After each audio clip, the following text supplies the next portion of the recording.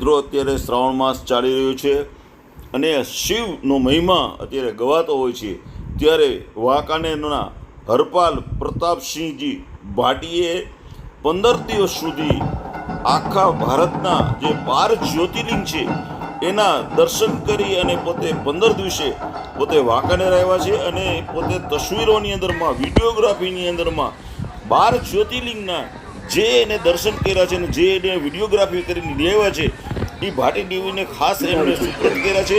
અને ખાસ કરીને જે અમારા ભાટી ટીવીના દર્શકો જે છે એને 12 જ્યોતિર્લિંગના ઘર બેઠા દર્શન થાય। શ્રાવણ માસની અંદરમાં પવિત્ર માસની અંદરમાં 12 જ્યોતિર્લિંગના દર્શન એક યુવાન છોકરો કરે એટલે કેવડી મોટી વાત કહેવાય। હરપાલ એટલે આજે 25 વર્ષનો યુવાન છોકરો છે એ આખા 12 જ્યોતિર્લિંગની યાત્રા કરીને આવ્યો છે, તેમજ 4 જે આપણા મેઇન ઓલા છે ત્યાં પણ જઈને આવ્યો છે। એટલે આખું ભારત પરિભ્રમણ કરીને જો આપ હરપાલ ભાટીને જોઈ શકો છો।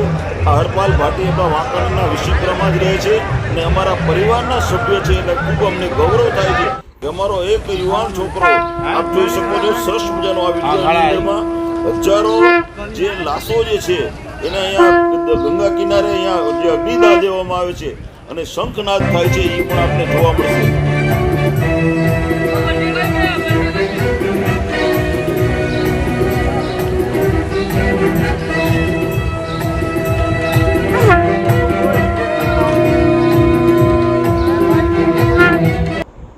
મિત્રો તમે કાશી જાઓ તો ત્યાં આ જે મણિગઢની જે શમશાન છે ત્યાં એક સાથે 500 થી 1000 લાશો બળતી હોય છે અને તમને ત્યાં જોશો તો તમને વૈરાગ પેદા થઈ જાય એવો આ ઘાટ છે। અને આપ જોઈ રહ્યા છો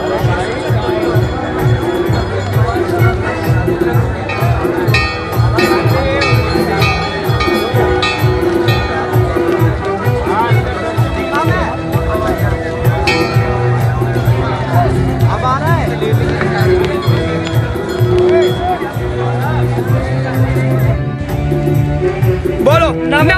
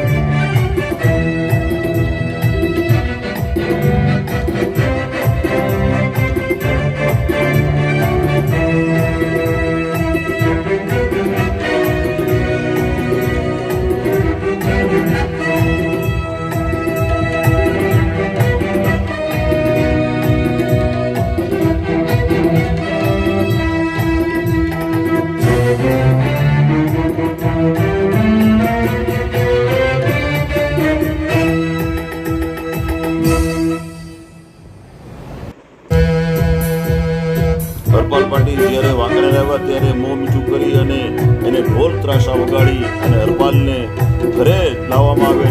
હરપાલ ભાટીના એમના જે મમ્મી, એમના બધા જ પરિજનો બધા જો જોઈ શકો છો, અમે બધા ત્યાં હાજર રહી અને ખાસ શુભેચ્છાઓ જો હરપાલ ભાટીના ભાઈ છે એ પણ તમે જોઈ શકો છો. આ ઢોલ નગારા વગાડી અને એનું સ્વાગત કરવામાં આવે છે. અહીંયા અમારા દાદીની પણ બધા આવ્યા છે, તેઓ પણ તેઓ શુભેચ્છા પાઠવી રહ્યા છે. આપ જોઈ રહ્યા છો તમામ જે અમારા ભાટી પરિવારના લોકો ખાસ હરપાલ ભાટીને શુભેચ્છા પાઠવે છે, કારણ કે 4 ધામની યાત્રા કરીને પોતે પરત આવેલ છે એટલે ખૂબ શુભેચ્છાઓ જો દાદી પણ અમને શુભેચ્છાઓ પાઠવે છે, કારણ કે 15-20 દિવસે પરત હરપાલ આવ્યો છે એટલે બધાને ખુશીનો માહોલ છે અને બધાને હોય જ.